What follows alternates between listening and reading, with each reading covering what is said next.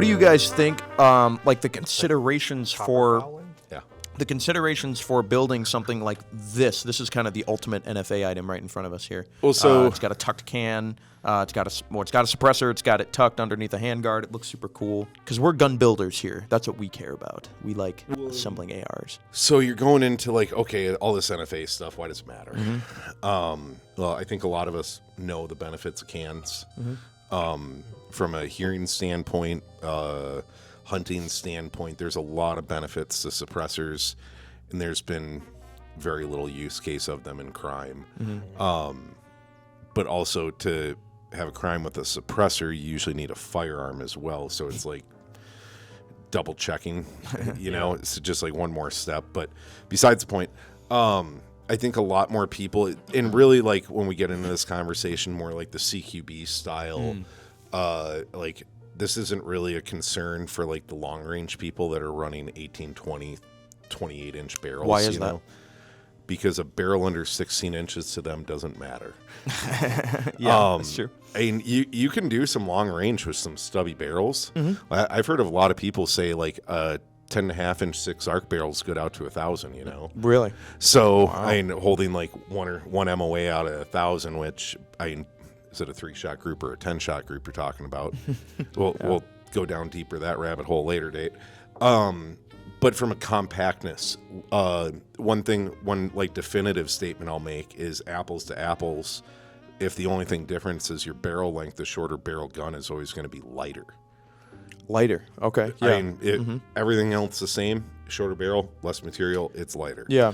Now, Because these things are heavy. This is like when the majority of your mass is yeah, gonna now be the in long gun. range guys, they still want their cans and stuff, but it like outside of the registration, nothing really impacts them all too much. More wieldy, Yep.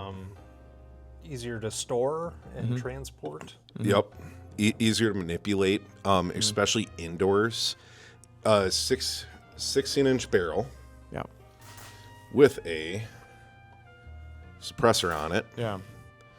What is that? 22 inches, 24 inches there. So now you take the same. Was this 8.5? 10.5. And so essentially you're going to save yourself quite a bit of distance here. Yeah. Oh, yeah. And like what you're gaining 2 inches out the front. And if you had a muzzle device on this, maybe an inch. And now you're quiet indoors. Yeah. You're about the same weight. Probably accuracy can change in favor. Recoil can change. I wanted to talk about the accuracy piece because that's something I'm actually interested to go out and test is like how barrel length really affects accuracy with and without cans on it or with and without a can on it. And why someone would maybe want the longer barrel if they're doing long range work rather than Weight, resonance. Okay. As far as like accuracy changes when you put a can on, like let's say your group shrinks or something like that. To my knowledge, that's because you're basically you have a mock longer barrel. Like it's acting like a longer barrel. Yeah, you're changing the resonance of it as well. What do you mean by resonance, Jay? So resonance. Like a tuning fork. I don't know if you guys can see it, but how like I don't know. Back in the day, you take the pencil and you wiggle it, and it looked like it's bending in the middle there. So say you fire a bullet down here, you're going to have a lot of pressure behind it, and then also you're going to be pushing a lot of force in front of that bullet too.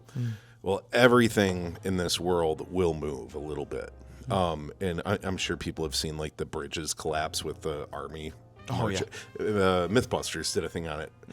And so like everything has a resonance to it that it wants to like weigh that. And a barrel, when you shoot a barrel, if you watch a really slow mo, you'll actually see the barrel kind of go like this a little bit. That's the resonance. Well, how do you combat that? Some people say it harmonics as well. Harmonics. I've heard it. Yeah. Same difference. That's the reason you have a free flow handguard and not one that's attached. At the end. Because you don't want to affect the harmonics. And yes, that's actually a very good point is if I put say I'm holding the barrel back here, this whole barrel can move. So like a free float handguard. Now if I put a point here, only this is free to move. And it can change the harmonics of the barrel and how the steel moves and all that. So this maybe you guys know like because for a newer person, it might seem kind of not intuitive. This was my Well, problem so- too. It's like you want your barrel to move after it's been shot. Wouldn't No. you want it to like be still? No, but you can't stop it. Oh. So that's why you see like those really thick bull barrels and like really thick walled barrels because they're minimizing the harmonics. But also like the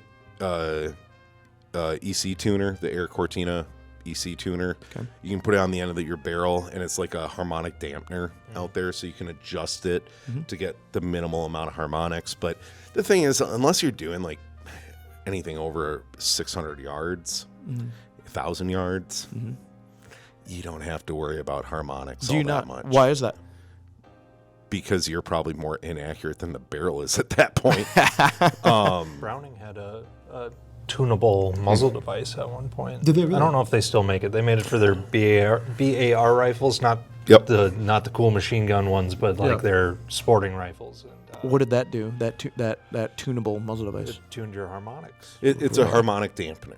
Wow. And most cars have them on their crankshafts. Okay. And essentially, what it is, it's a counterbalance. It's a counteraction to the harmonics, is what you're going for. So actually, like a lot of buildings up on the very top floor, they'll have a giant weight. So as wind comes and the building sways, the weight will counteract it. Oh. Ships will have the same thing for waves to help counteract the waves. So it's the exact same principle, harmonic waves, very much like liquid waves or swaying waves. You're just trying to minimize the amplitude of them. So then, how does that change with a shorter barrel? Then, Well, are there any advantages to that here, or disadvantages? let me say this was a stick, Yes. and I ask you to break this. Okay. Now, same thickness stick, break this. Which one's harder to That's break? the shorter one. This one's going to be stiffer. Yeah. So less harmonics, less movement Okay.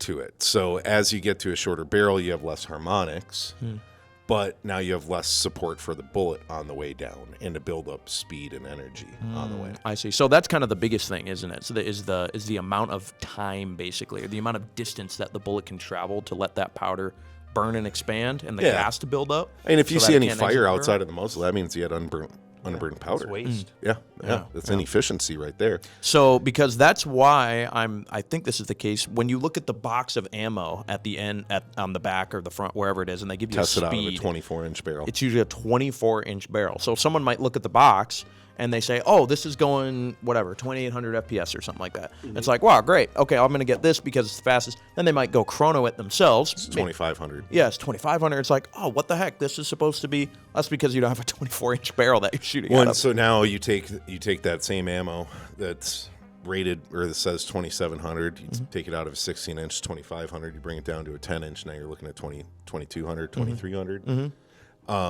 So your velocity drops, and now the characteristics of that bullet might change completely.